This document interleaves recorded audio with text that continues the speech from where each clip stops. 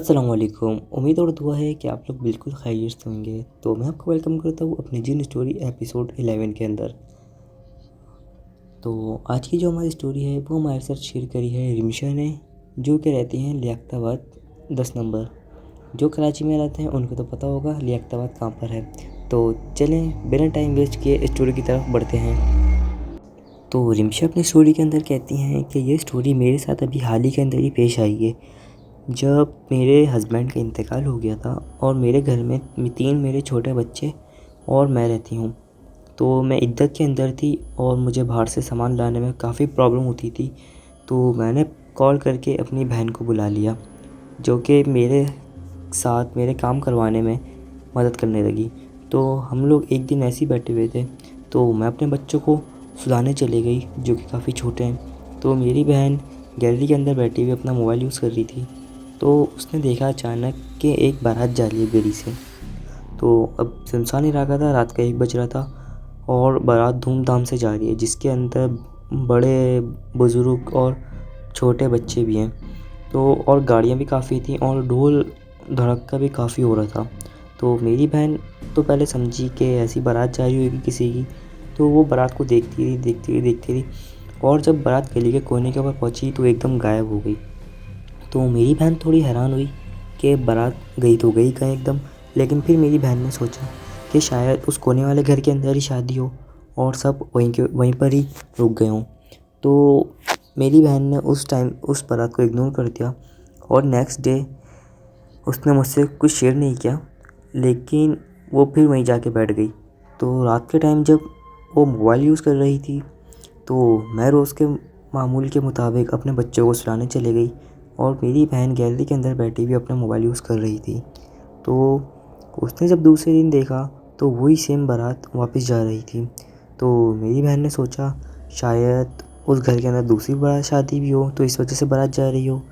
लेकिन मेरी बहन उस वक्त थोड़ा डर भी रही थी कि रात के 1 बजे ये दोबारा वापस वैसी बारात है, गाड़ियाँ भी सेम वही हैं, बच्चे भी वही, मतलब बड़े बुज़ुर्ग जो होता है बैंड वैंड सब वही, कैसे। तो वो बारात मतलब जा रही थी और मुसलसल जितने लोग भी उसके अंदर थे वो सब मेरी बहन को ऊपर देख रहे थे। तो मेरी बहन ने सोचा कि अच्छी बात नहीं है किसी की बारात को ऐसे देखना। तो मेरी बहन अंदर आ गई और वो बारात मतलब थोड़ा आगे जाके जो उसका ढोल बाजे का साउंड होता है वो सब बंद हो गया। तो मेरी बहन काफ़ी डर गई थी उस वक्त और फिर उसने मुझसे नेक्स्ट डे सारी बातें शेयर करी। तो मैंने बोला अब थोड़ी एहतियात करना, अगर अब वापस आए बारात तो मत देखने जाना। तो मेरी बहन अपने रूम के अंदर जाके लेट गई। तो मैं रोज़ के मामूल के मुताबिक अपने बच्चों को उनके रूम के अंदर सुलाने चली गई।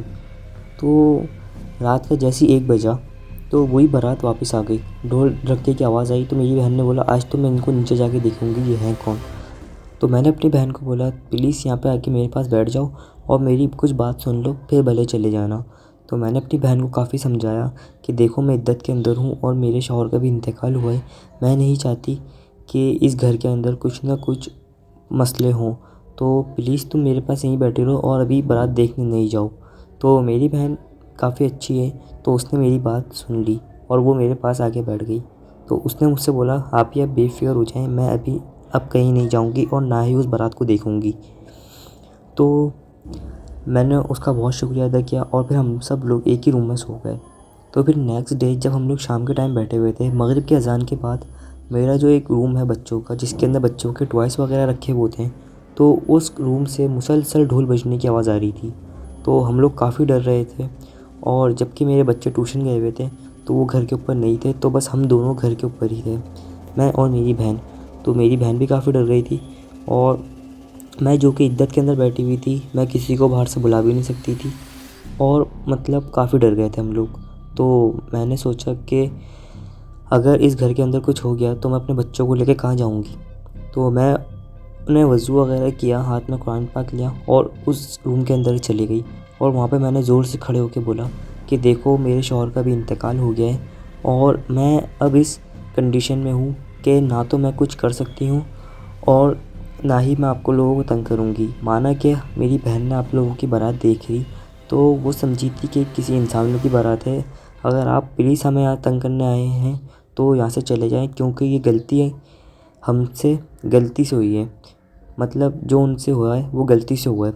तो जैसे ही मैंने उनसे मतलब रब्ता करने की कोशिश करी तो ढोल की आवाज़ फ़ौरन बंद हो गई।